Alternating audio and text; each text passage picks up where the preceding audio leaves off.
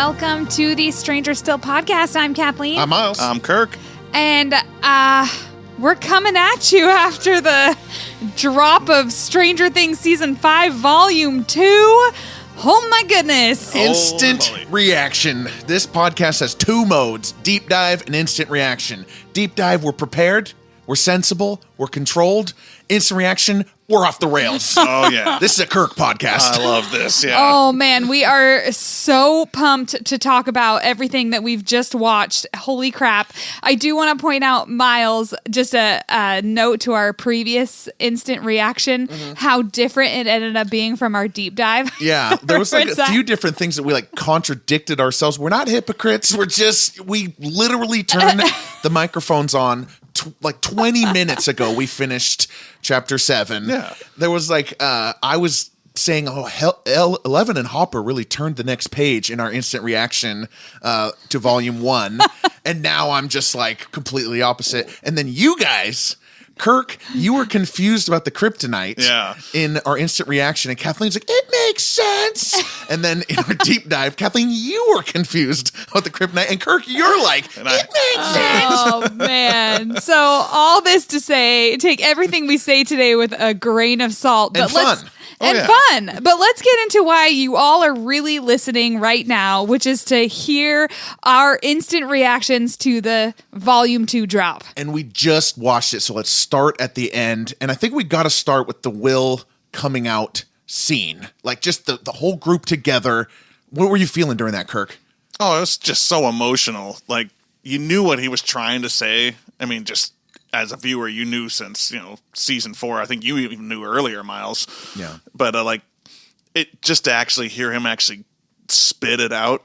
Yeah. Was just like, oh, man, like, just come on, Will. Just do it. Come on, Will. You got this. And just the tying it into Vecna, showing him all the worst things that would happen if he did it. Just the weakness, the fear of the secrets. Yeah. And just to actually say it. I like that he says, I don't like girls. Yeah. Rather than I like men. I like the way that he said that. And he's like, well, I like girls, just not the way you do. Well, it seemed like a very Will thing. I just want to say, I felt this huge, I felt like how Will must have felt. This huge weight was lifted from me now that he was able to open up to all of the people that he loves most in the world, and they've accepted him. Like, I just feel so good after watching that. And like within the plot, it was de-weaponizing Vecna in a way that this was actually an action Will was taking to lessen Vecna's impact. Right. What an amazing thing. Oh my gosh. What like you said, I don't like girls. What he says before that is like 40 things that they do share in common, especially talking to Dustin, Lucas, and Mike. And I loved that perspective too, because like, we love this, we love that, we love this. He like just rattles off these great, amazing things, and he's like, but one thing is different. The perfect perspective.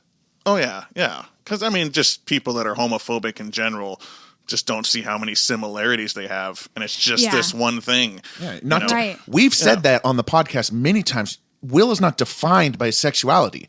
When in Papa, when 11 blasts the helicopter, and Will and Mike have just had that kind of tough conversation for Will where he lies and says that he still hugs 11 and Mike because it's not like a helicopter blowing up and finding 11. Right. Like his crush on Mike doesn't override this other experience. Like it's not his whole personality. Yeah. And then that is vindicated by the fact that Vecna thinks that is. Vecna thinks that that's the way to destroy Will, to be able to use Will, that fully weakens Will. But Will being able to open up and tell everybody he loves to come out, I mean, that was incredibly powerful and also takes all of the power from Vecna. Yeah, and I do like how he pivots, because he's just going to tell Joyce. Yes, Right. and then he tells Mike, everybody. He's like, you know what? I should tell everybody. I like that he gets that confidence. Loved that. And just that indecisiveness once he finally has to say it in front of everybody. But it's Oh the my party. gosh. It's everybody he loves just sitting right there. And what does it do, really? It brings them together. Like the purpose of that scene was more so than Will coming out. It was bringing everyone together. Yes. And that is Oh my gosh, that's so central to Stranger Things. After every season, our favorite part of Stranger Things is always when everybody comes together. Yep. And they always come together in such a good way. And this was like the best way for them to come together. They had their like intellectual plan and they've got their normal plan, but that was like the emotional tethering, and Will's coming out. It could not have been done better. I agree. Combined with Volume 1, Will's journey here, it enhances all of the previous seasons. Yes. Think about season 1 right now. Their instantly thought, yes. Exactly. Like everything has so much more importance that they're saving Will because he's the one who's ending up, he's the heart. Yes. Dare I say it? This became such an important focal point that I never saw coming until, obviously later, like especially when we got to season 4, it was apparent that this was going to be a huge, plot line, but that it came together so well that ties every single season together that this was ends up being so integral to Stranger Things. And they did it in such a good way. I know. Yeah. Round of applause. Hats off to the Duffer Brothers. I feel so good. And this would be a great time to say my biggest feeling after finishing Volume 2 here is just relief. Yes. I have the greatest sense of relief. There was always that fear that we could end up somehow like Game of Thrones and have it ruined. But everything that has happened so far, I feel so good about. And where would this podcast be if this sucked? It's always been kind of a roll of the dice. We're a positivity about digging into why we love Stranger Things. That's the tagline of the podcast, right? Check out all our deep dives, by the way. Yeah. But if it wasn't good, what do we come on? I don't want to come on and talk about why something's not good. We're not TV critics. I didn't want to come into this totally disheartened, so let down. Yeah, if you guys so good. You drug me into this and season 5's a bust, I'd be like, come on. Thanks a lot, guys. I'm out of the family. That's the last straw. Oh man, I feel so good. Yeah, Volume 2 was fantastic. Oh, so good. Yeah, Duffer Brothers nailed it, man. They just keep you on your toes. Everything people kind of predict, some of it's kind of true, but a lot of it's red herrings all over here. And just to stick on the Will thing for just a little longer, the fact that it's a plot point to bring the emotional balance of the group back together. Right. I was so worried that this was just going to be something they would stuff into the story. Like a side quest. Yeah. Something that he'd confess to Mike or something. And just it's just off to the side. It didn't become important. The fact that they nailed it right here, episode 7, the second to last episode of the series, perfect. Every character has a little beat listening to Will. 11 has a little beat there. We don't know exactly what it means on her face yet, but Max has a little beat. Lucas has a little beat. Dustin, Steve, everyone is kind of pivoting within this moment. You're so right, Kirk. It's integral. Oh, God. And I have to give a shout out to Jonathan's character. Over the entire series, we've kind of pooped on Jonathan quite a bit. Go pick up a Jonathan Funko at Target. Listen, we don't dislike Jonathan, but he's the weakest character. But seeing his face, seeing the pride that he has with his brother, his beloved brother, finally being comfortable to share the deepest emotional thing about himself. And knowing, seeing that confidence. Jonathan was so proud of him. Oh my God, it made my heart so happy. I was like, yay, Jonathan, with his little smile. He was the first one to speak, right? I think he was the first. I think Joyce said something. Joyce was first. Good job, Joyce. But Jonathan really solidified it. Because I think Jonathan had the biggest clue out of anybody. Yeah. Jonathan just a knew. lifetime of that. He's he's got it. He's the pizza dough conversation. Yeah. And, I think Joyce was a little bit more in the dark than Jonathan was. But, to him just to immediately get up, give the hug, and everybody tags on with that. It's just it's just such a good moment. I know. Oh what an emotional, it was bringing the nostalgia when he's talking about all the boys and the things they love and the things they love to do and stuff we haven't seen before. He's we go get milkshakes and stuff. I love, make the world bigger. I don't reference stuff we've seen on screen. Make the world bigger. I know, that's the thing you always hate, the flashbacks. The flashbacks. Max and 11, the only thing they've ever done is that one sleepover. No, they've been living a long time with each other. anything else on Will, or should we pivot to the other? I feel like we could talk about this so long, but we're going to save the rest. Yeah. We will be back for. We got a lot we're going to do deep dives yeah. on each of these episodes. So let's move on from here to. Can we move to the next biggest thing? I think the book-ended emotional moments. This was the end of chapter 7. Let's go to the beginning of chapter 7 and Max waking up in Lucas's arms. That to me was the thing that I was waiting for most. I was so I was crying, immediately crying. Oh God, so beautifully acted by Max and Lucas. The fierceness on Lucas's face when he's saying, "I knew." He just had this fight in him. I knew you were always there. That, and while he's crying, that just, oh my gosh. And the love that you felt from both of them. I can't even articulate. I'm just so pumped about that. Just blurt it out. It's instant reaction, baby. I know. You've been waiting all season for this to happen. Yes. Ever since Max, we knew she was in a coma. The whole wait till season 5, you're like, oh man, I can't wait till this moment actually happens. And this is my hopes. My hopes and dreams were that Max was going to come back, and I was so sure that she was. To finally have it happen was so satisfying. Oh yeah, and I love the little moment of you sick of Kate Bush yet?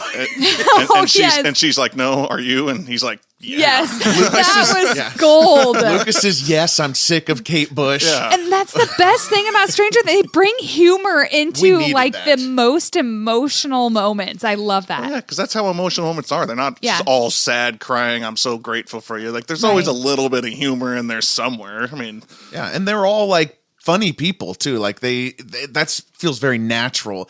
I gotta agree with you on the acting though, especially of Sadie Sink. Yeah, I mean that is. Okay.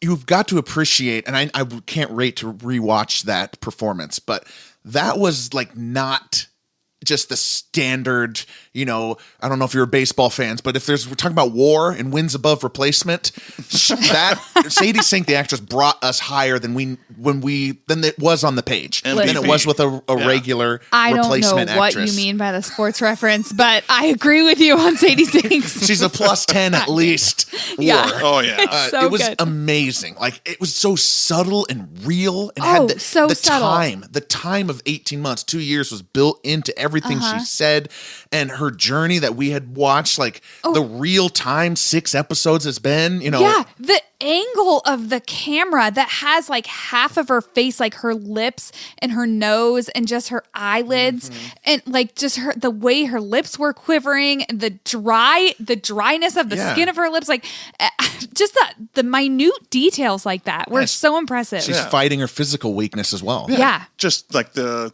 happiness of being in her own body again. Yes. Just and being able to see Lucas, she conveys that so well. Yeah. Just the joy of it, the just that happy sorrow, that happy cry you have, just kind of that kind of thing. She did that so well. Just bursting out. Yeah.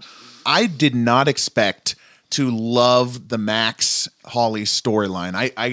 I kind of when we were talking volume 1, I was like, I want to be in Hawkins. I don't want to be in this weird maze, this mind maze. But I loved it. Oh yeah. With the little, it's a way to travel. You gotta find something that doesn't fit, and you go through. Oh yeah. What did you guys think of Max and Holly's journey here?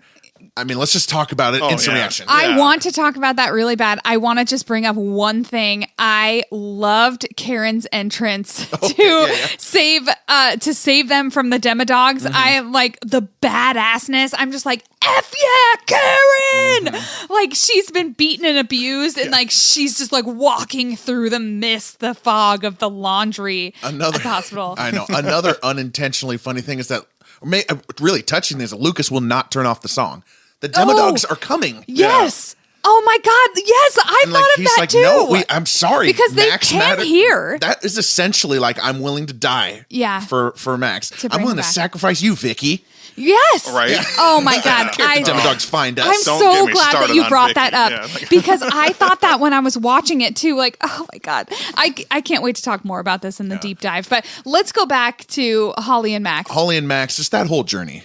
Oh yeah, I love that because Max is kind of like the guide. She's obviously been there for 18 months, but Holly's confidence Oh, like, yes. that she can solve a problem. Yeah. She brought up the Uncle Eric, or I think that was Oh, his yeah, name. the reference to Uncle Eric, she's the metal tourist detector and- guy. Yes. I loved that. I loved that too. And I love their dynamic because Max is like certain of things. She's been here so long, she's blind to what she's seeing now. It's fresh eyes for Holly. Yeah. And I loved Holly's just kind of, she wavers her confidence, but Yeah. when she is confident, classic Wheeler. Holly was very kid, up and down. Yes. Or Classic very Wheeler, man. The young, Yeah, like, the young, naive optimism she has there because, like, you know, Max has been stuck in here for 2 years. She's not optimistic at this point, but like Holly is young. The world is still open to her, and she's like, "Of course we can figure this out." I loved that. She's got crazy, naive optimism, and then she's got like really like despair. Like we should just give up like multiple times. Oh, yeah. Yeah, The- and that's a kid for you. That's a kid. That is. You're right. Yeah. Anna Wheeler. Anna Wheeler, yeah. But like like Max helping her go through her old memories. Yes. I think that's Yeah. episode 5, kind of like, Episode 5 when they're kind of going through the basement and then to the school. Yeah. I loved all that. and just finding the pieces that mixed, like the maze that Vecna had set up, but there are ways to get into the different portals. Right, And that was Max so had to cool do to all me. of that, but had to listen to Holly, had to figure out, how did this happen? When did you first meet him? That was so cool. It was like a puzzle. Yeah. It was Yeah. really awesome. And the conversation once they get to the red suit mind world, it's like a 6-7 minute conversation that they have there. By the way, Max, pep in your step. Remember what happened last time? I wrote that down bottom of the page. I was like, "But what? That music Just can go off at run, any go. time. Like, It's a cassette. Okay, and that was my like instant reaction, obviously. But then the conversation with Holly did have to happen. So it was beautiful. I mean, Yeah. that was, the conversations. If I have like one takeaway from volume 2, it is that sure, we had a bunch of adventures and action, but it was all kind of like moving pieces into conversational, two people conversations. We'll obviously talk about Yes. Jonathan and Nancy. We'll talk about Dustin and Steve. We're going to get to everything, folks. But it's just like those are the real beauty. That our friends at the Star Court Food Court podcast, when they did their instant reactions, I'm just going to completely take their point. The action, sure, that's fine. Stranger Things is great at it. But the dialogue between two Yes. characters is the real magic. And Max and Holly, absolutely amazing. And I have a big rant to go off on this. So I want to hear what you guys thought of really finding out that it wasn't Kate Bush at all. I freaking loved that. Okay. And like that really is the whole point. The thing is that's the whole point of music in general.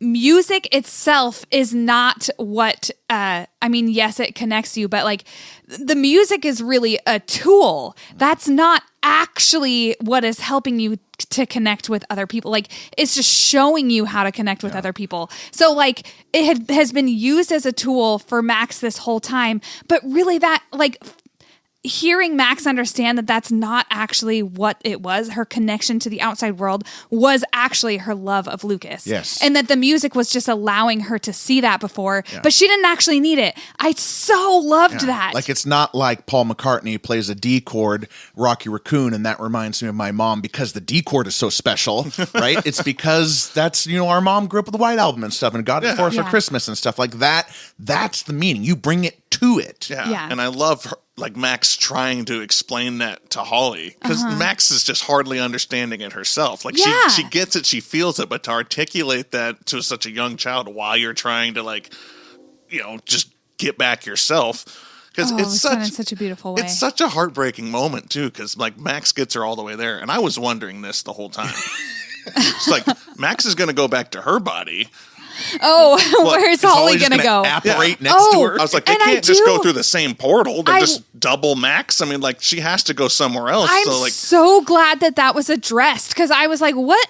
Where are they going with this? Yeah. When they finally get to I was like wondering how that was going to be addressed. Yeah. So yeah, keep going. Sorry, Kirk. But her ability, Max's ability to convince Holly that she is heroic when she is so doubtful of that. She's like, I'm just a stupid kid. I'm afraid of all this stuff. Her ability to say that she can find that it might not even be there at this moment, but like you got it in you. Like there is something she doesn't even have the answer for her. Right. So, And Holly kind of gets it herself, and that's when that other portal opens up to where she's at. yes. Yeah. Like, So was she planning that the whole time? She's like, we're going to get to the red suit mind world, and I hope Holly can open her own portal. Like, Right. What was up?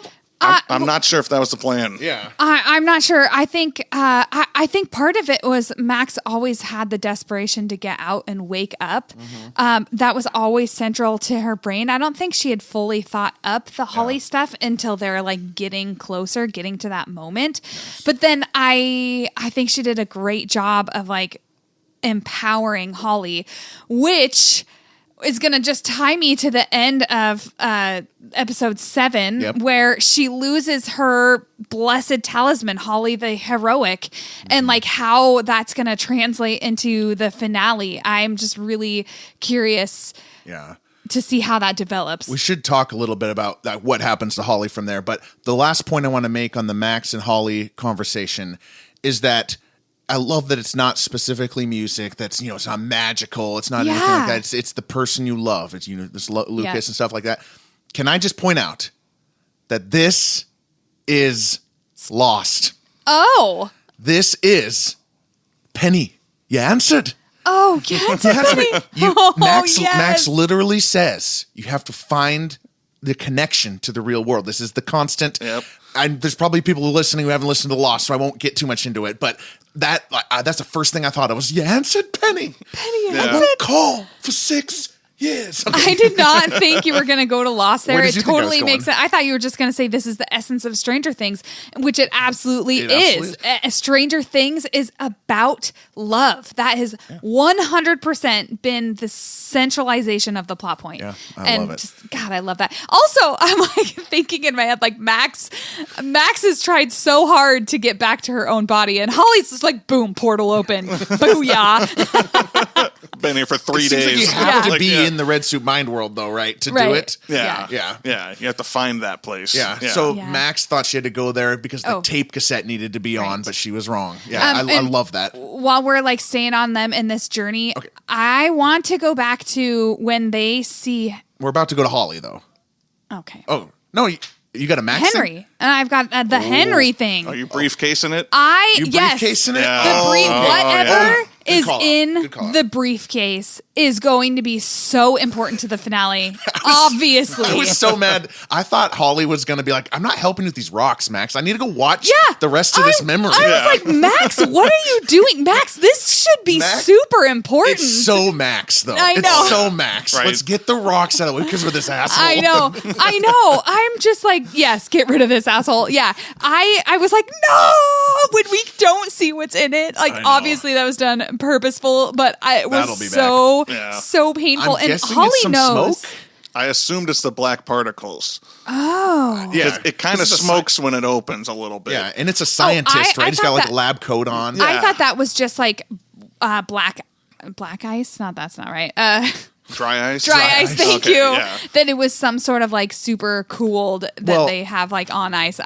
In the 50s, Use they of the probably serum. would have put it on ice. Like, Yeah. we got to get this smoke on ice. Yeah, right. But they're probably- I'm really curious. Like, obviously, that's going to be central. Like, the thing that terrified Vecna was not killing a guy that shot him. The thing that terrified Vecna was whatever is in that briefcase. Yeah. And going back to when he wasn't presumably inhabited by the smoke. I mean, And that has to it be wasn't it. Right? has to inhabited be by the the smoke, smoke. and Yeah. it wasn't evil. Like, I don't think that he was evil at that point. Well, that's been your take the whole time.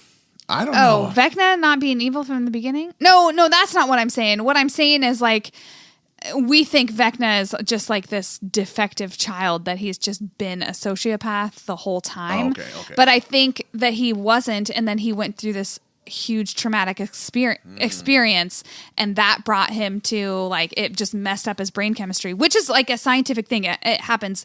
Kids that go through extreme trauma tend to become very violent. Yeah. Susceptible as to the they mind flare start to smoke. grow. He did get shot, and then kids in real life become susceptible to the mind flare smoke. Yep. I mean, he got shot. That scientist pulled the trigger. Oh, You know, Yes. Shot him right Oh through the my hand. gosh. he's like, I'm yeah. just going to murder a kid right here. Right. You know, Protect the smoke. And he's what- very, but he's very what was surprised that the guy kid afraid of? finds him, and Yeah. then he's like, "What are you doing here?" And then he shoots him in the hand. Yeah. Well, he's Yeah. terrified by something. Oh yeah, he's terrified. Yeah. and he's hurt. How did he fall in there? Like what the weird mine shaft thing. We'll be back to that in the finale. Absolutely. There's got to be something with that. Man, but I'm sure it's one of so Brenner's friends. I know, but worst way to die, beaten with a rock. Oh, Yeah. man. Oh, that's so cruel. Brutal. Yeah. That's brutal. Holly and Max watch the whole thing, and then Max look away. Oh. It's like, dude, he has hit Max him. didn't watch the whole thing. Oh, I Max thought is she out. kind of walked Yeah, away. Max is Holly out. watched the whole thing. Holly's like, I finish him. Well, Max just assumes it's not real because she's like, oh, whatever. These memories don't mean anything. 'Cause she's been there so long. Yeah, she's so jaded about it. She's like, oh, dang. She's like, whatever. Another one of these. Just ignore the actual memory. I love that because that's Max. I just Yeah. love that. All right, let's talk about what happens to Holly after she does go through the portal. man. She untubes herself. By the way, structural integrity, she shouldn't be able to untube herself.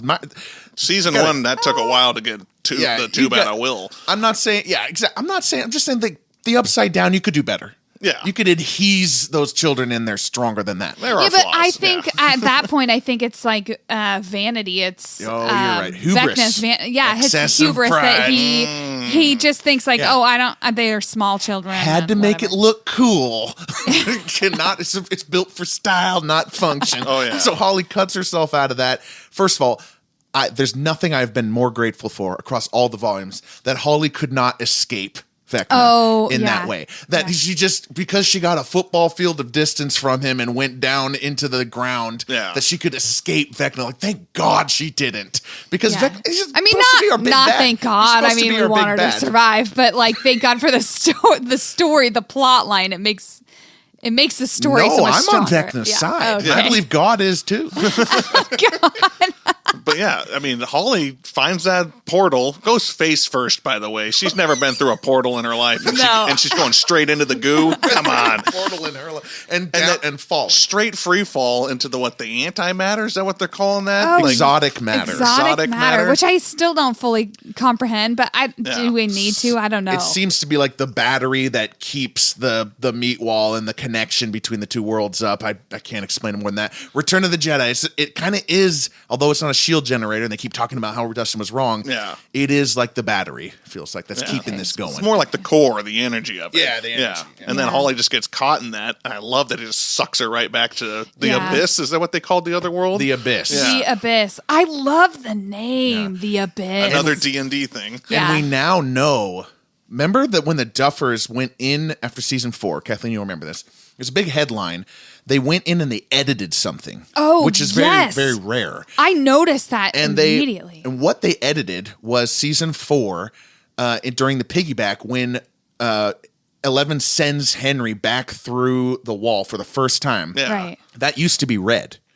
And they went back and edited it to be yellow. And we now know it was because they didn't want people to be confused and thinking that Henry is falling through his own mind. They wanted people to know that he was falling into the abyss. So we now know that. And that rubbed me the wrong way when it happened. And I was always thinking like, how is this going to go?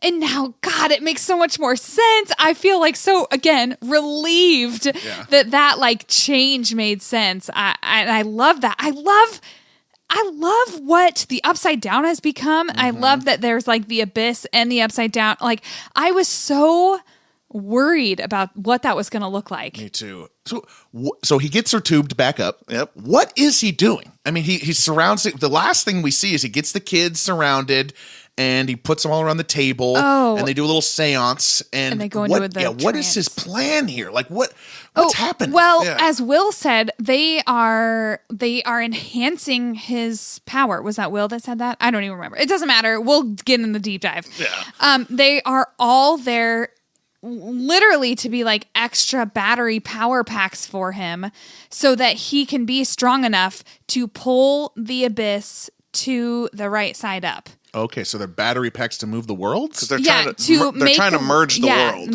Merge the worlds, make them collide. But battery packs, I mean, they call them vessels. So I don't know if you want to call them battery packs. I'm not sure why he needs specifically 12 AA children to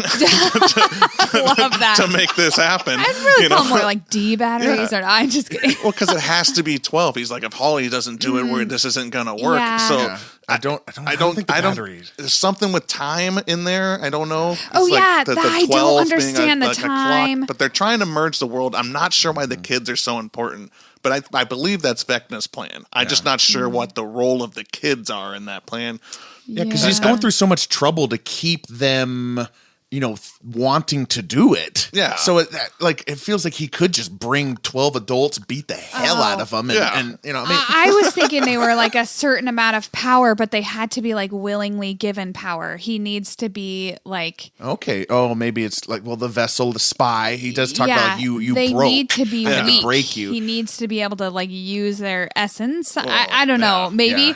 And I'm not saying I fully understand it. This is the time to speculate. But going back to what you said, Kirk, the time thing, I'm still trying to figure out how that plays in. I'm thinking back to Nancy when she opens her like diary and it's a different time, thinking going back to like the memory of Henry Creel in the 50s. Yeah. Like, I don't know, all of the different So you're times still hanging being on frozen. to that theory. I think know. it's gone. That might be a red herring. I don't think the November 6th thing matters. I wanted to see a production of Oklahoma. We may still, you never 20-minute production. I don't know. The first 20 minutes of the finale. Side plot, yeah. But I know Dustin was saying like this is another time and space thing. I don't know. I think it is answered that the whole thing is just a meat wall connection. It was just the frozen flash of 11's connection with the Demogorgon on November 6, 1983. That's all it is. I think that's it. Okay. Yeah. I mean, that's okay. I'm fine with that. This is just another world. Yeah. I was surprised that the meat wall wasn't like a barrier with something inside of it. It was the outside of the Upside Down. I was surprised that it wasn't like a big hole, like a circling something, protecting something on the inside. The meat wall is just in between worlds. Yeah. It is the connection in between worlds, whereas there's the abyss and there's the abyss and the right side up, and what we've been calling the Upside Down is actually just the bridge. The bridge. The bridge. Oh, take it to the bridge. Hey, we figured it out. Yeah. But we don't. I still don't get the children. So, you know what's funny is like I don't get the children either. We watched the first 2 episodes of Volume 2. There was so much confusion. I was like, none of this makes sense. I don't get it. And then we watched the 3rd episode, episode 7. Yeah. And it, like, I was like, okay, I get it now. Like, finally. Let's pivot to some of the earlier stuff in season chapter 5 and chapter 6. We've been mostly in chapter 7. And that is because we just watched chapter 7. So we wanted to get our thoughts out immediately. Yeah. We actually, all of us watched chapter 5 and 6 last night, Christmas night, and we managed to not press play on 7. It was tough. It was really so tough. hard. But folks, we did it for you because we wanted to have like the feeling, the vibe of having just seen something. Yeah. By the way, I think Kathleen and I came down on the side yesterday during Christmas that this was a bad release date. Like, it would have been its own holiday. Like, you could put it December 15th. Everyone would call it Netflix Day. It would have been the greatest day in the world. It didn't need to coast off of Christmas. In fact, during Christmas, I was like, can we leave? Yeah, I know. We're like, can we leave our families in this blessed time that we have together to go watch Stranger Things? We shouldn't be doing that. We should be like our 2-year-old son who's spending time with his little cousins and having fun making core memories of his entire life. Which in turn is supposed to be memories for us. And all what the hell's Vecna doing? Yeah. Will's a sorcerer. Come on. Oh my God. Tick. Let's get going, people. Dish up that sandwich. Yeah. Let's go. That was just the marketing team. I'm not blaming the Duffer Brothers for that. That's true. And we all got Christmas swag. Kirk, you're in your Beam Me Up shirt. Yeah. Beam Me Up, this place sucks. I'm going to wear this Which is the shirt that Robin is wearing in Volume 1. And that you called out in our last instant reaction. Oh, yeah. Kathleen, you got your Murray Christmas. Oh, and I love it. I'm going to wear the heck out of it for like the next week until it's no longer acceptable to wear Christmas stuff. Still okay right now. And I got my WSQK jacket and beanie, and then Kathleen got me a Surfer Boy Pizza. I gotta say, I love the Surfer Boy Pizza shirt. And the only reason I bring this up is just to tell you, podcast listeners that the Stranger Still podcast today walked into a bank dressed head to toe in Stranger Things garb because we had some stuff to do. I just want you to picture that when you're listening to this podcast, that your favorite podcasters were just in a bank decked out in Stranger Most Things real garb. world benign situation and just full on dressed up in Stranger Things apparel.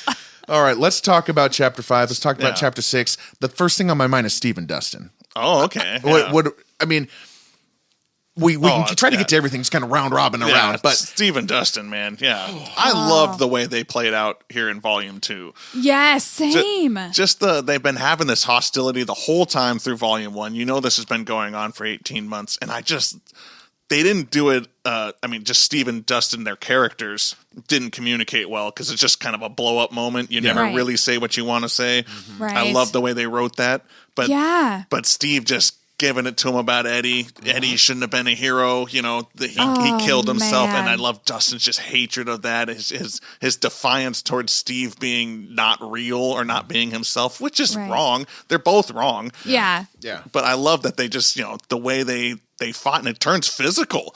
Oh my which is gosh, fantastic. I know. yeah, and Steve's just trying to hold him back. Yeah, but like, Steve knows how to fight. Dustin doesn't. Yeah, but Dustin is fully going all out. Steve hit the nerve. Total like Big Brother style. Like if you just pissed me off in the past and you hit that nerve, I was coming at you. Well, as someone who said Eddie did die for nothing, what did you think of that moment? Like, were you? Oh yeah. I kind of thought Eddie did die for nothing.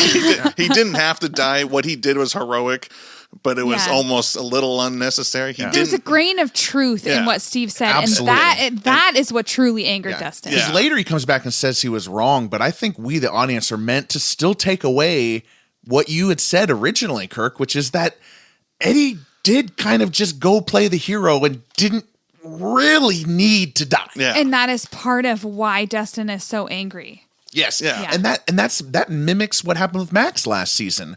Yes, she's sad Billy died. Then we kind of unlayer that a little bit. She's actually sad because she wanted him to die, right? Exactly. Dustin is sad Eddie died, and he's sad we're unlayering because he probably didn't need to die. Didn't have to do it. And I love that Steve points it out to him. I love how frustrated Dustin is with that. And you know what? It makes Eddie's story better. When we go back and watch season 4, and you watch the beginning of season 4, and you see how many times he says, I'm not a hero, I'm not a hero, I'm not a hero, I'm not a hero. And then when he plays the hero at the end, and you hear Steve say, I told you not to play hero, and he went and played hero. Like he wanted to be the hero. And this coming from somebody who always plays the hero card. I mean, Steve is always the one that's ready to jump in. He's the risk taker. He tries to moments later with a ladder over a goo stairs. Right. And let's get into that. That might have been the best moment for them. Oh that my was fantastic. God. Yes. Dustin's reaction right there is so honest and truthful. Like he finally accepts what he really hated about Eddie dying. Yeah. That he just trusted he loved his friend. Like, and he just lets it go. And he's like, I can't do that again. I cannot do that again. I can't lose you. I can't lose you. You're also my best friend, like Eddie was too, but like, you're right here. You're here for me. Like I think Steve points that out in episode 5. And has always been there for he's him like, too. I'm right here, and then just his honesty to that moment. Well acted. Raw. Yeah. And it was so raw. Both the actors are great in that. Yeah. And just the full hug, just the big brother to younger brother, just the best friends, just that should never have been. And then instantly Dustin was right. Yeah. Oh, yeah. The ladder falls. Yeah. That was exactly right. Yeah. But that moment just almost teared me up a little bit. Yeah. I definitely cried. Yeah, I was crying. That meant a lot because Dustin has always been like the heart of the show. Will's the heart, Mike's the heart, Dustin's the heart. Right. He broke in that moment. He broke. Yeah. Like what does he say right in that moment? Like, I was wrong. For the first time, we've been building that same kind of like stubbornness from Dustin, which is that since season 4, you never admit you're wrong. Bada boom. The compass was wrong, not me. Like it felt like a like gasp out of him, like air just coming out of Dustin, like just exploding of emotion. And I just could not have been more moved. Yeah. By their and so real. It felt very real. Very real. And two of the best characters that should have never been paired together. Who would have thought in season 1 I know that we'd be sitting here with Steve and Dustin walking up the goo stairs. Oh, yeah. The goo stairs. And they didn't want to be paired up going through the Hawkins lab either. So I wanted to laugh about that because, like, obviously the Jonathan and Nancy scene, I think we're about to talk about that next. Yeah. They're like, you guys better pair up because the script has 2 big, meaty scenes for you guys. But oh, yeah. If Dustin goes with Jonathan, right? It's like, what scene are we doing? I know, right? I was just thinking, like, writing wise. Yeah.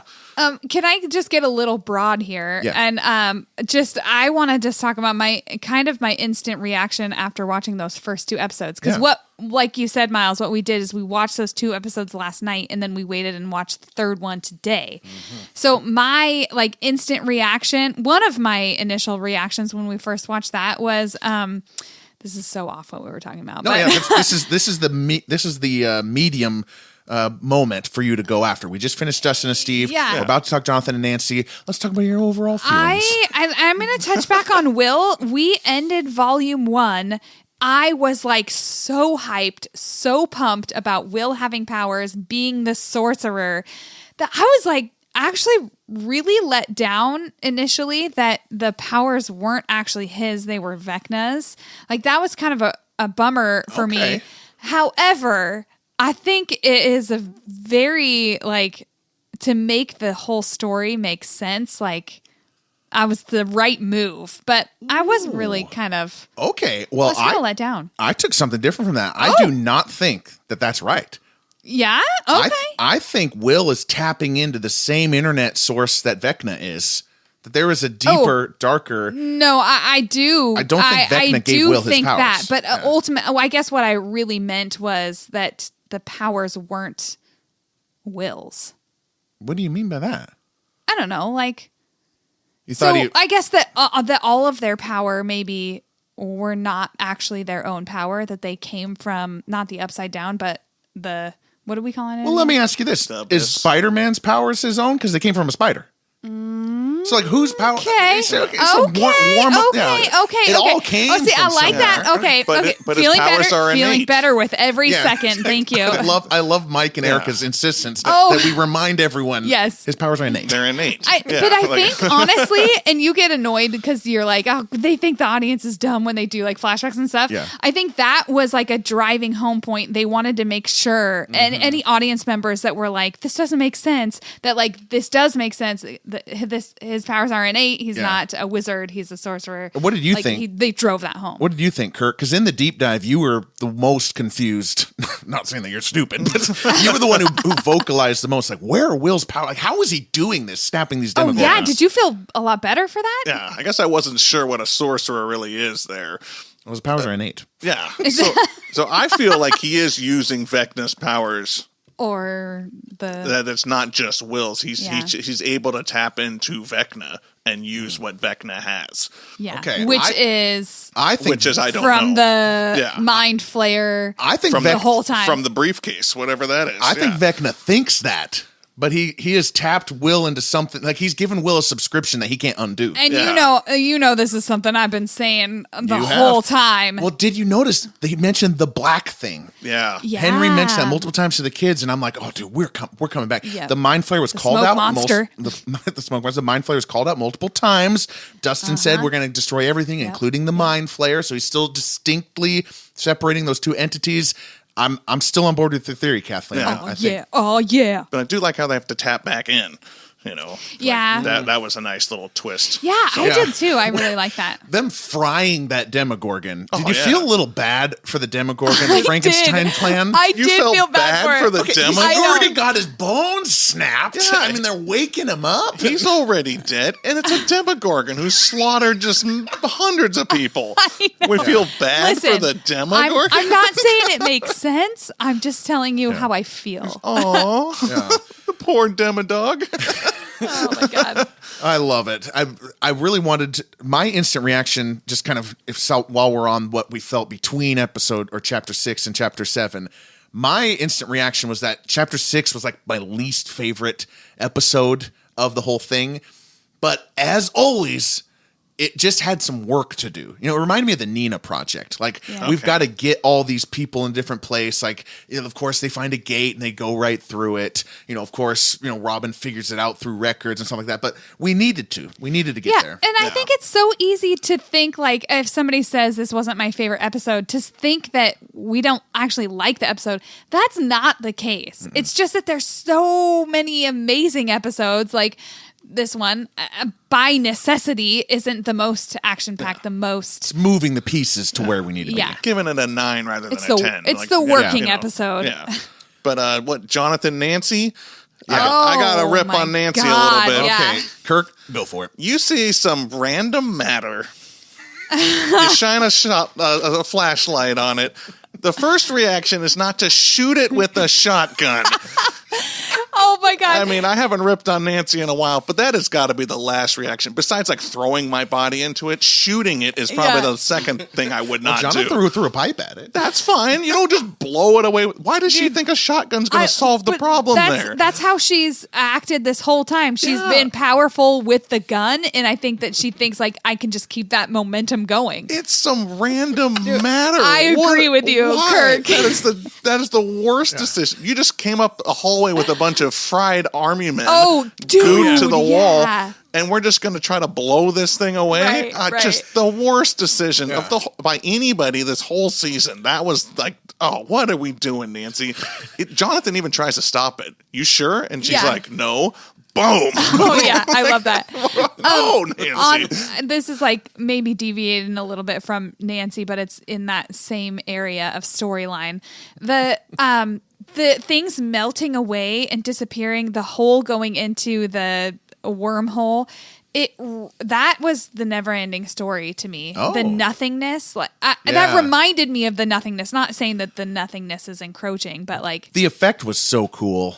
I mean, visually, so I haven't seen Never-Ending Story, but the Never-Ending Story is the nothing is taking over everything, so which is not exactly what's happening here, but it's like pieces of the world falling away, and that's what everything is kind of melting away. It made me think of the Never-Ending Story, even though that's not exactly what's happening. Interesting. I hadn't really thought of it, Kirk, but you just brought it up. Like, she does not take into consideration those soldiers who are encased in hard matter and just dead. And she's just like, well, did that thing shimmer? Did that sky just shimmer? Boom! A bam! Let's just take a 5. Take a 5, Nancy. Should she check with Dustin? But that was the plan, right? Her plan was to go shoot the shield generator. Like that, Dustin did kind of say to do that through his return. He's like, you're Princess Leia. He's Han Solo. We're going to go and we're going to destroy the shield generator. So Dustin kind of gave that. So to give Nancy a little bit of credit, that was the plan. I cursed her in that moment. Yeah, and that's ultimately what Dustin says he was really wrong about. Yeah. But I agree that it really wasn't smart. When you see it, it doesn't look like a generator to you. No, it does not. Like it looks like something that we absolutely don't understand at all. So let's just blast it. Yeah. So they sink down into the black goo room. Yeah. I mean, I could not have loved this Jonathan and Nancy scene. It's 10 minutes long. This was the best scene they've had. I could not have loved it more, is what I meant to say. Yeah. This 10-minute scene of the breakup, you look like you don't... No, I'm not saying that. I'm thinking of the room in itself, and I was trying to think of what it reminded me, because they go from like a dilapidated old, roof? Everything. The building itself is old, and the old lab, into this room that kind of reminded me of Star Wars and the Death Star. It was very shiny black walls. I don't know. The shiny black walls and just kind of like old 80s school horror. Like old school kind of like just dripping the melting wax. Yeah. You know, it's a classic happy breakup and sign of a melting goo room. Classic, yes. You know, the old trope that they throw out there. Kathleen and I breathed a sigh of relief. We cheered. We applauded when Jonathan said, "Will you not marry me?" After they've done these brilliant sets of confessions and just amazing writing, exactly what the audience wanted. So cathartic. It was a brilliant scene. God. Again, a sense of relief. There was always that worry that they would do that part of the storyline wrong, and they didn't. They absolutely nailed it. Oh, it makes me so happy. Oh, I just love it. Just the confessions. I mean, they start out kind of, silly. I didn't read this book. I got Cliff Notes right. and whatnot. The Clash I hate sucks. the Clash. Oh, Nancy. London Calling's my favorite album, Nancy. That was peak I hate Nancy moment for me. You shoot the matter, and now you hate the Clash. Let her drown in the goo. Oh my gosh. I didn't go that far. No. And then it comes to the important stuff. Yeah, I mean, I love just the admitting. Nancy finally gets a good admitting moment where it's about Steve, and Steve wants the 6 kids, and Jonathan laughs at that. A Happy Meal. And she just admits, I don't know what I want. Yes. Which I feel like is something Karen, her mother, never did. Yeah. That's how she Yes. probably ended up with Ted so young. Right. And it's like, I don't want to. I don't know what I want. I'm not so convicted in that. And Steve's a good guy. He knows what he wants, but I'm not that. I don't know. And Jonathan's acceptance of that is fantastic. Yes. And And we're she's- trapped in this shared trauma, and that's not good. Yeah. Right. Oh my God. Everything about that was so great. And it was what we didn't want Nancy to end up with either of them. Right. And that's what's happening. Yeah. Oh It my makes gosh. the most sense. They're like 19 years old. Right? Yeah. And, I mean, of course they don't like each other when one's drunk and one's stoned. That never works. If anybody's been to a party, that's a know. clash I immediately. love that. Right. Why do we do that? Yeah. Dude, they've been lying to each other for so long, and it's been so frustrating.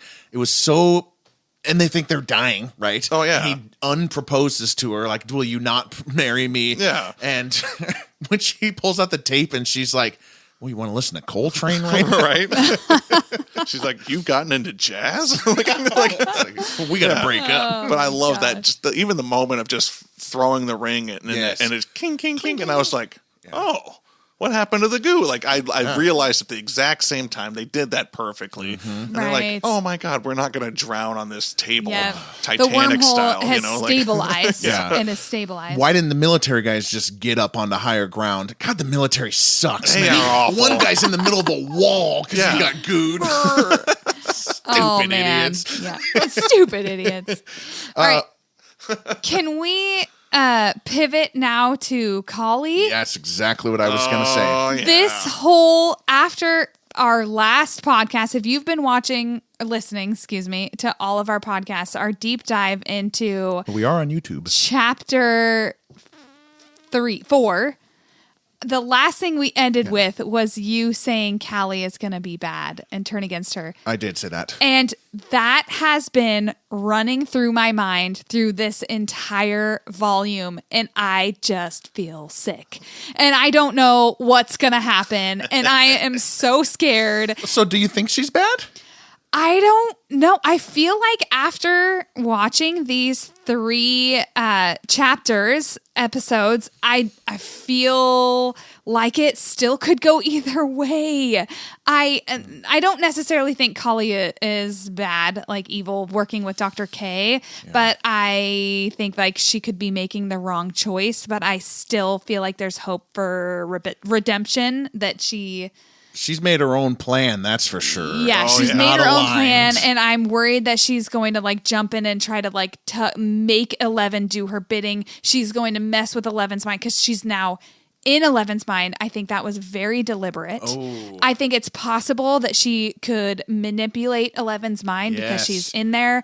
I'm like, and this is ever since you told me at the end of episode 4, which is just heartbreaking for me, but Yeah, too trusting. just I could do- see it happening. So you now agree. No, I don't definitely agree. well, okay. You don't agree, but I now see what you're saying, which is that Callie could definitely do something that is not in 11's best interest. yeah. That seems set on the table. And I think it's 50-50. It could go either way. She could either No. be bad or No, she could be redeemed Okay. in the end. I think she could be redeemed in the end. I'm glad like- you think that. Yeah, Oh. I'm glad you can be so I'm hopeful. glad for you. There was a seed of doubt. I'm so against Collie now. Oh, man. She has absolutely got her own plan. I got to end all of this. They were taking my blood. We have to end this curse. She is on full revenge tour to make sure this never happens to anybody again, which is a justified position from her point of view. Yeah. There's a bunch You of know what pregnant else- women right what now. el- what is also I don't want anything to happen to me or anybody else that happened to me. That's what Yeah. she doesn't want. She's going to use 11 for that. She has to kill 11 to make sure that happens. That's And in her. another- To end the cycle. She is full not on board with everybody else's plan. And another note against Collie, this plan includes includes sacrificing all of those women who are pregnant. So those women and their children are going to die in this scenario. In Colley's scenario. Well, they were sick anyways. So she. But that's because they're still it wasn't working they're, anyways. They're sick anyway. They're But gonna if die they got anyway. 11's blood. I'm defending Colley now. So, Yeah. you know, What's you going can on? just If they unplug these women from Colley's blood, does that mean is there still a chance that they could survive? If there's any chance that they could survive, shouldn't they try to save them? I think Dr. K ain't letting that happen. Stop pumping anyone else's blood into these women. I think it would be better. Yeah. You know what's interesting to me now that we're talking about this is Hopper clearly thinks this, but has not confronted 11 about this in a direct way, has he? Like, he's having that conversation with Joyce where it's like, dude, Colley basically said everything you said, Kirk. It's like, she's going to be a bad guy at the end, and she's going to be... I'm going to shoot her. But he says 11's got to fight that. She got to figure that out herself. Like, maybe a little bit of growth for Hopper? Yeah. Well, I do like Hopper's approach to this, because 11's not listening to Hopper anyways. Yeah. With the I'm overprotective. And they're still... which is the classic teenager adult problem. Well, yeah. And I was so happy that... Speaking of not classic teenage adult problems, but so happy that 11 was mad at him to start chapter 5. Oh, yeah. You were going to blow yourself up. You like, so.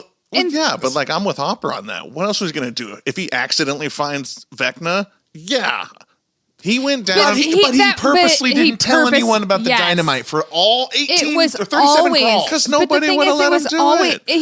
He was going to choose that way no matter what. Was he? It was not a failsafe. It wasn't a failsafe. I agree. He was going into it. If he found Vecna, what chance does he stand against the psychic freak from the upside down? It wasn't about that. Even if Vecna... That is exactly what it's about. If he showed up and Vecna was in a completely powerless situation, he was going to sacrifice himself no matter what.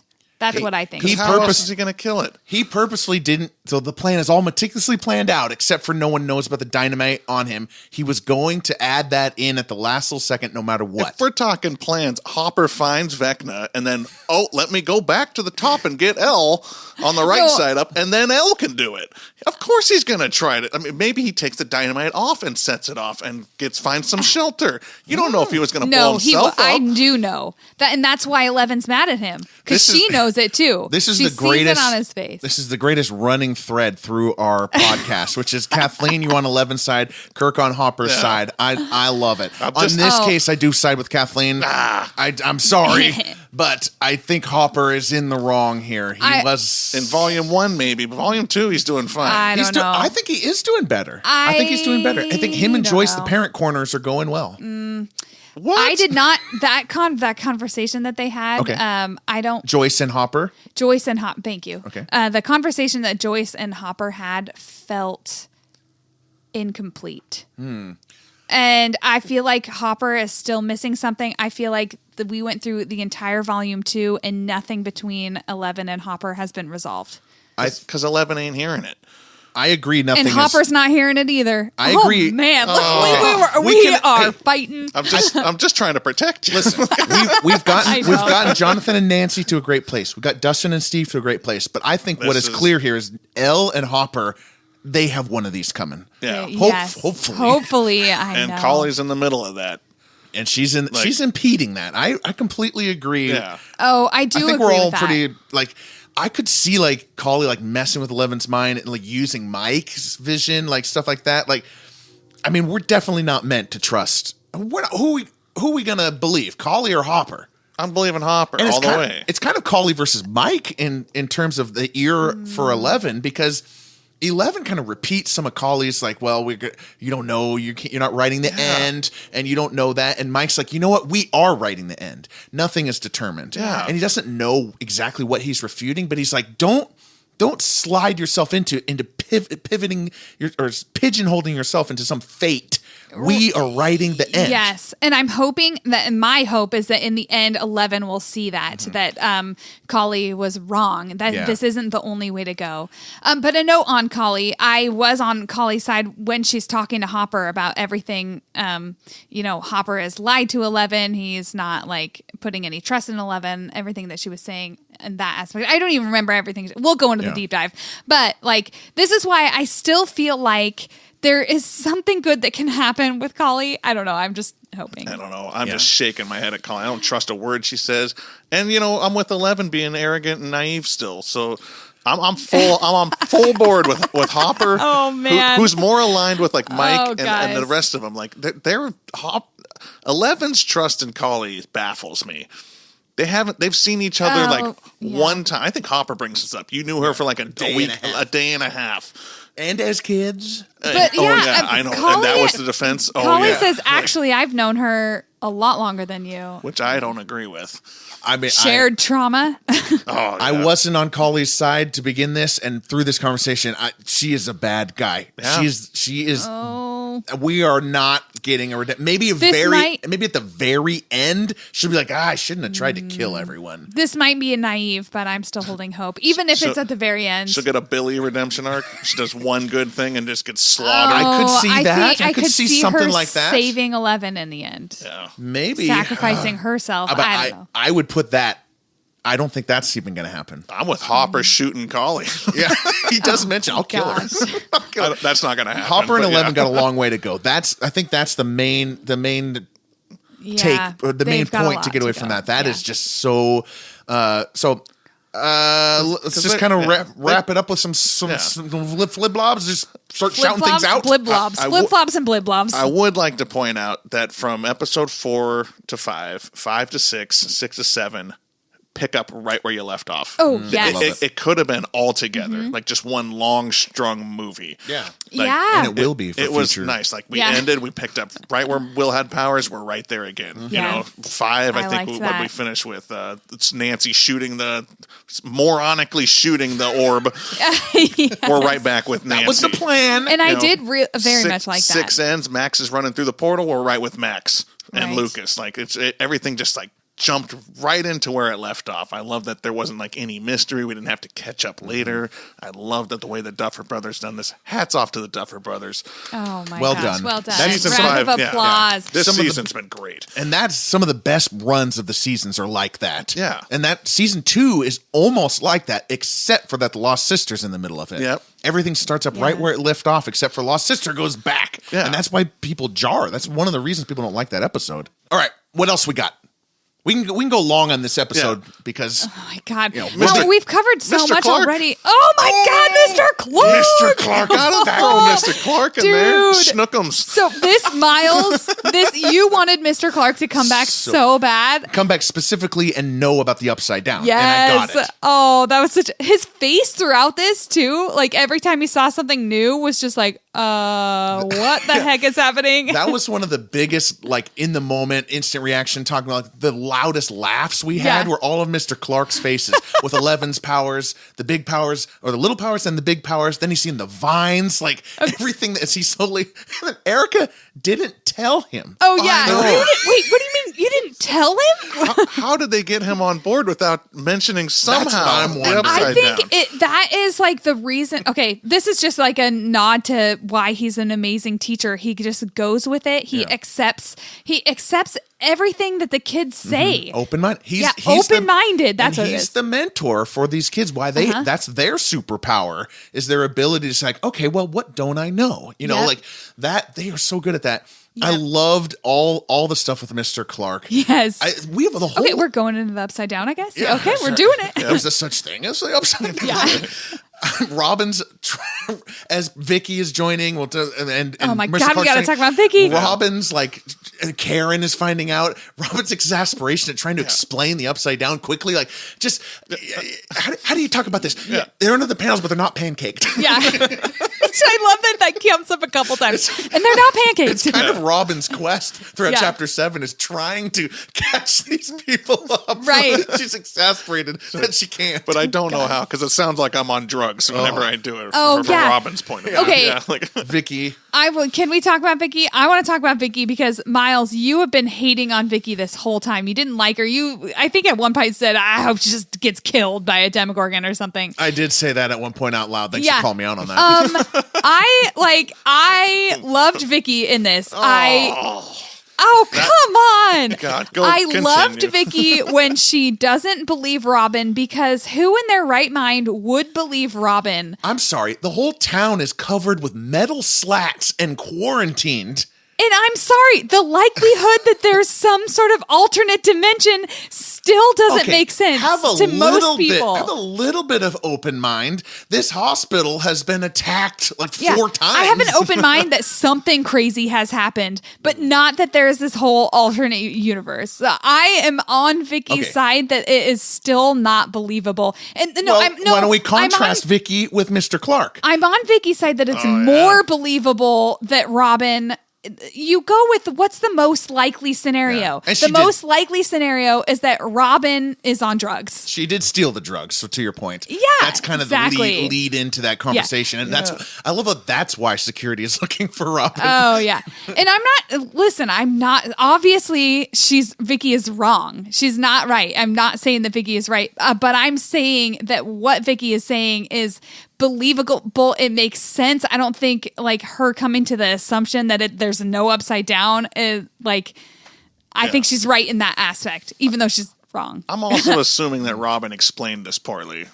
Oh, yeah. Yes. Yeah. But she's having trouble Thank later. you. Yeah, but Vicky's assumption it's drugs and hallucinations is just a bad name on drugs. Yeah. She stole benzos, which put you to sleep. Like, it's not like hallucinations and all that crap, you know. And you know what what Vicky is doing is taking the one fact and then running her own web of stories about her friends and they're going to get high. Like, Vicky is running with this in a way that none of our heroes aren't. Vicky is different. She doesn't believe her until the Demodogs are there. And then once the Demodogs are there, she's like, oh, cuddly dove. Like, oh, just kidding. Oh my God, she's not at all. In fact, I was just about to give her more props for immediately apologizing. She wastes no time saying, I was wrong, Robin, you were right, I'm sorry. Like, and you're just pooping on her for that. I'm so mad at you. I came in with some preconceived notions on Vicky. You know that. Also, Vicky is not ultra smart. She's not a super scientist. She is a the most normal person out of all of them. It's mostly a bit. I don't hate Vicky. It was just funny to say that, you know, but we don't need her either. She's kind of like excess, like just, you know, I don't know, maybe it's narrative, but I will call out one of the cool things, which was that Robin and Vicky making up while the Demodogs were hunting them, like Jurassic Park there. Oh, yeah. Like, imagine if in Jurassic Park there was also a little love story where they're just like canoodling and picking up. Like, okay, I see it. I see it. Like, okay. Come on, Vicky. Right? Like, let's drop the lovey-dovey stuff for a minute. You're gonna die. We're about to die. Nobody believes you till they see a Demogorgon. I'm sorry. The thing I took away most from that scene was not Vicky at all. It was Karen, and I just want another shout out to Karen for looking like a complete badass. I mean, Vicky does one good thing when Robin's trying to call on the phone, and she's like, just put it over the loudspeaker. Yes, thank you. Which helps Karen get there. So one prop to Vicky. One prop, come on. One. A prop you gave out loud as well. I did. Kathleen and I, we try to watch and like silence, not give commentary back to each other because we're saving it obviously for this podcast. Yeah. But yet about Vicky, I'm like, get her. About the Demodogs, and Kathleen's like, that was a good one for Vicky. Like, Vicky is a hot spot for us. Oh, yeah. That's hilarious. Karen, what exactly did she do there? I was kind of confused by it. So she saw the oxygen tanks in her room. And then the she's hallway like, or whatever, I don't know. None of the other hospital people are going to help these kids. Only Karen knows something's going on. Right. And she goes down to the basement and puts it in the dryer. And I just got to think, what is the rest of the hospital doing? There are Demodogs running around. I assume they're fleeing. But the military's not helping. And not everybody in the hospital has seen the Demodogs. They just understand that something crazy is happening. I feel like if I was in any facility, including a stadium, and 3 Demodogs ran in, I would just know. Again, you would just know. You would just know that there's Demodogs there. There's a certain tone of commotion that I would just know. A certain sense of those fear. people, I'll tell you what they're doing. They're fleeing. They are fleeing. See, that's a good point. That's a good point. Yeah. Karen doesn't flee. She goes in to attack, which is unique. Because she's a wheeler. fierce mother. She's a wheeler. Heroic, Yeah, she's a fierce. That's two badass moments for Karen in the season. You're right. Yeah, Karen. And she understands it pretty well. I do like her and Mike's little moment. Oh, that was beautiful. That was good. That was beautiful too. Yeah. There's been good parent-kid moments. Yeah. Everybody besides 11 and Hopper. They got one coming. Yeah. They got one I coming know, in they've the been finale. building it because most of these storylines have kind of been, tied up very nicely. This is why Stranger Things is doing a great job as opposed to Game of Thrones. We got to the final episode of Game of Thrones. Either the characters are dead. We hadn't even started resolving. Oh, yeah. If this is Game of Thrones, Jonathan and Nancy wouldn't have talked yet. Dustin and Steve wouldn't have talked yet. Mike and Eleven would still be going through their I love yous. Will would still be going through stuff with Mike. Yeah. We've tied up so many things on the way. What is left to do in the finale, really? And that's it's why I just feel the so plan good. and Hopper and 11. Yeah, that's Yeah. why you Yeah. feel good. Because even if, and I don't think this is going to happen based on how amazing the entirety of season 5 has been so far, but even if the finale ends up being a dud, we still had so much good from all of this. So it wouldn't be a full letdown if the finale is bad. I mean, I trust them Which at I this don't point. think. I know. I have so much trust at this point. They have wrapped up so many things beautifully. Yeah, I think they've just wrapped up enough to have confidence that it's not going to be bad. Right. Yeah. Let's talk about the finale. Let's make some predictions. Let's kind of talk about the upcoming plan for that Steve comes up with. Huge moment. Yeah, the Think about all magic the time- bean. Yeah. Steve has been on the sideline. He's been belittled through most of the planning For sessions. being the dumb one. But we got the A++ science team going. Dustin, Mr. Clark is there. Erica is a superstar now. Mike is there. Lucas is there. Everyone's there. And it's Steve who comes up with this plan that I don't fully understand yet. Oh. So they're going to go to the tower. Yeah, so what they know that Vecna is trying to merge the worlds tonight. So Okay. they know the when, they know the what. So, Okay. so So they Steve didn't will have to figure that slowly out. So this is going to be like the world is physically coming down at a speed. At a Yes. speed. 15 to 20 miles an hour. That's Yes, whatever yes, it we is. have an yeah. exact velocity. Yep, Oh, that's sure. the Okay. piece that I was missing. I thought they were already like coming together slowly. So this is gonna this helps with the kids stuff too. Yeah. Like things are gonna accelerate today. Okay, so Yeah, go on, Kirk. So eventually it gets to the radio tower. Or Yeah. that's kind of the level of Which it. is like the tallest thing that they have in Hawkins. which will be close enough for 11 to get to Vecna. Yeah. before the worlds worlds actually through the merge. abyss. Okay. Yeah. Yeah. Okay. So 11's just going to be hanging out there. They're going to puss through it like a peanut butter gate, right? They're going to just like Holly came They're through. already in the Upside Down. They're in the oh yeah, that's right. So they're doing it from the Upside Down, I Oh, imagine. yeah. Yeah. Yeah. Okay. I'm Honestly, assuming that's where the abyss has to come from. Yeah. From the Upside Down to meet the worlds, and that way Yeah. they're flattened together, And- and that's when the slinky thing gets me. But I don't know, like so the slinky in this case is just representing the movement. This is where I was confused. I understand it now. yeah, Okay. So I'm really excited about this team because it's Will, Collie, and 11 going up that Yeah. tower. Yeah. Once 11's in the mind, that will be with Max. Yep. Like this is so good. We are primed for a good finale. Those fairings. oh yeah. And then how Those Holly will parents. come into that too, Yeah. because Holly's going to the be a wrong- piece of that as well, I think. Oh yeah, With the wrong emphasis on the wrong syllable. and I do think Holly's gonna like fight that. Like I mean, very end of the episode, they're all holding hands and they go into that Vecna trance. And I think Delightful Derek is Delight- going to yeah. make a comeback as well. Delightful I hope so. or dipshit Derek. Yeah. He's been playing both sides of himself. Yes. I felt so bad for Derek when he know. doesn't stand up for Holly because he's seen his parents I know. and Tina. Yeah. I mean, eyes he's like, what, so- 9 or 10? You can't expect We that don't know. much from him. Don't think about it. Yeah. By the way, the kids beating up Holly.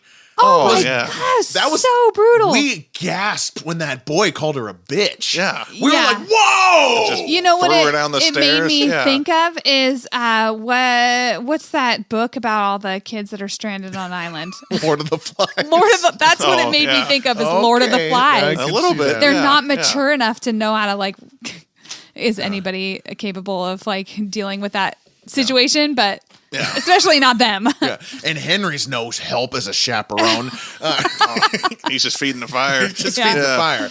Okay. But prediction wise, Yeah. I mean, I kind of think the plan's gonna. I mean, the plan never truly works. No. I do think Holly and Derek are going to have something that distracts Derek, that kind of messes up the that they're going to mess up Henry's plan because they're not fully invested into it. It seems like he needs the kids to be bought in. He needs their help for something. So I feel like those two will break away a little bit. I feel like Holly's going to has to kill 11. Yeah, that feels inevitable. She's going to try. I feel like she's pushing that, and I feel like Hopper comes in for the save. Okay. I think but I don't know if it's a self-sacrifice moment, or whatever, but he's been trying to protect this whole time. I think 11, there has to be a mending here.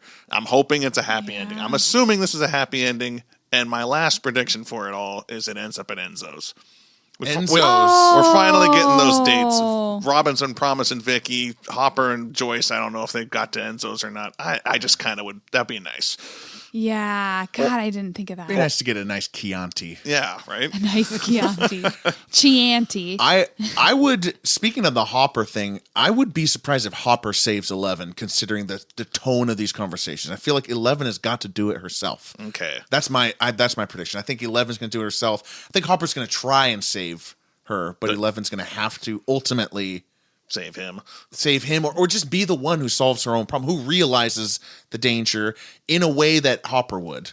I don't know how that plays out exactly, but she's got to be cautious instead of your call out of 11's arrogance. I feel like that's true. That's in the show right now. Yeah. And she's got to have something that kind of undoes that. Like she listens to the little voice in her head that they talked about, the stubborn. She's got to melt a little bit on her stubbornness. Yeah. Quit being such an individual. Join the party. Because everybody else is getting along. That emotional connection's there with everybody else. I'm going to reaffirm a prediction that I don't want to, which is that I don't think Joyce is making it through the finale. Really? Okay, I said this on the Into the Upside Down podcast. I've said it on our podcast, and nothing has really changed my opinion on that, but something has enforced it, which is Joyce hasn't had her moment. I was just thinking Winona Ryder has not had her acting moment. Everyone's got their time to shine. And she says, I'm not going anywhere, Will. I'm just like, oh boy. And we haven't really focused on this, not foreshadowed. I don't want it to happen, but it is like connective tissue to that first episode. What is the first season about? Joyce protecting her boy. That's true. I am going to... I don't even want to say it out loud. You almost barfed into the mic right there. I am going to agree with you. Oh, no. I don't want to. I can't even say the words out loud, but it would be the thing that makes the most sense for resolution between Hopper and 11, because I don't think there's any other way Hopper can get away from his need to sacrifice himself to save 11. He can't live without 11. He has already lost one daughter. He can't lose another, and he would, in a heartbeat, sacrifice himself. If Joyce somehow sacrifices herself for them, he couldn't do it. He could not sacrifice himself for what Joyce has just done. So it would... It's getting heavy. It would mean that 11 gets what she wants, which is Hopper to not be that person who's just going to throw away his life for her. And it would be the means for her to somehow survive when right now she feels like she needs to die. And we don't want to see that. None of us wants to see that happen. That would allow those two things to happen if this happens to Joyce, and I'm not even going to say the actual words. Wow. Duffer's furiously rewriting after listening to this podcast. that was emotional. Yeah. And this might be a Will thing too. I don't know. Like Will dying? There was one little moment when they were drawing up the plan and they had the portal and the bridge. and somehow they zoomed it, and Will was like right in the middle of the bridge, and that he was like in that antimatter spot, and I was just like, like that framing. So just the framing seemed like a foreshadowing moment to me. I didn't, because it's been a whole Will like season. Yeah, but you can't. Yes. I know. I would not like. I wouldn't like it either. I think they purposefully had that moment to make us think that that he's going to die.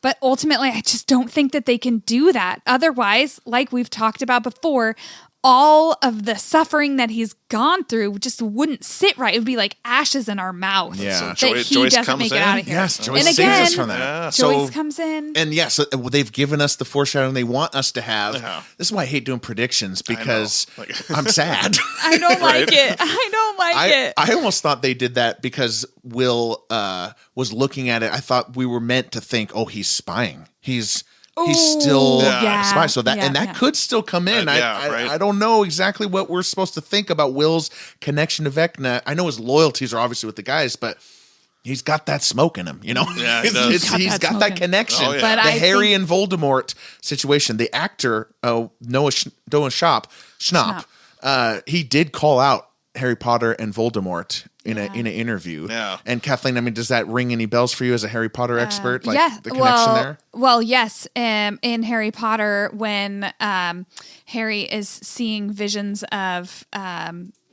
what Voldemort is seeing when Voldemort's killing people, when he's the snake, when the snake is attacking Mr. Weasley. God, I can't think of his first name anyway, God, I'm some expert I am. Anyway, that is like a spy situation where like there's the worry that at any point Voldemort could get into his head and like make him see things. So there is that connection there. Yeah. But I think him revealing that he's gay to all of his friends is going to be the protection from that happening. Though. Yeah.